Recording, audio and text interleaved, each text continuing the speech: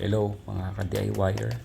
Bago ako mag-replace ng clutch assembly ay ipapakita ko muna sa inyo kung ilang kilometers na ang tinravel ng ating Honda Click.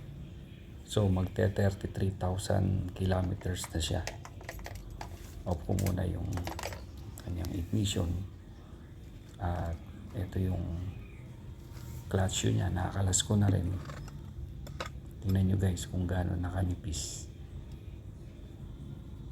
yung kanyang clutch shoe. Ayan na siya, sobrang nipis na niya.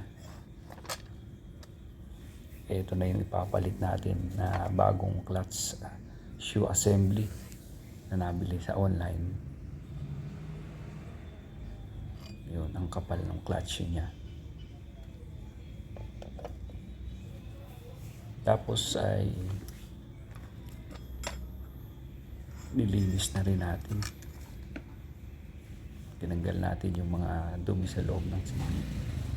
Ito naman yung nabili ko rin sa online na torque drive socket 39 sa 41mm yan, magkabila both side ang sukat.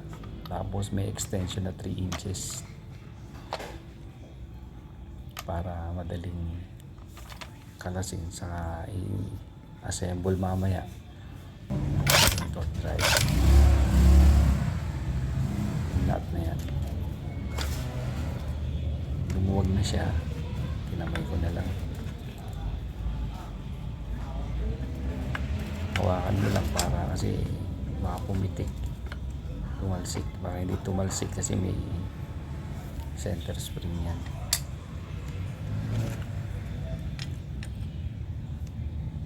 Yan siya.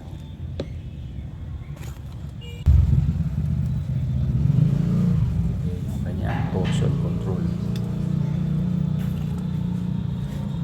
Ang ganda rin yan guys, yung torsion control.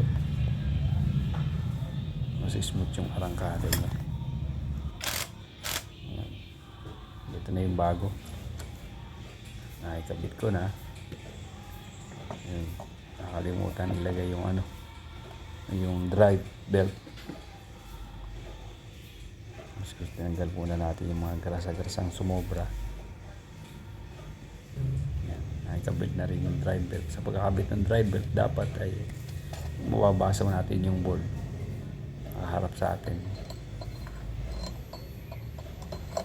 Tapos guys, yung niyan sa may pulley, yung ply balls niya, ang dating ply balls na nakakabit dyan ay 12 grams at 10 grams combination. So ang ginawa ko ngayon ay inalis ko na yung 12 na tatlo, in-straight ko na ng 12 grams ay 10 grams pala guys, sorry, straight at yun nga, napansin ko na mas tumuling, smooth yung arangkada niya nung pagka tapos nating ma-replace yung clutch assembly at saka yung kanyang ply balls straight na 10 grams. Na-rotate ko na rin to kanina at maganda yung performance niya. Hanggang dito lang guys, salamat.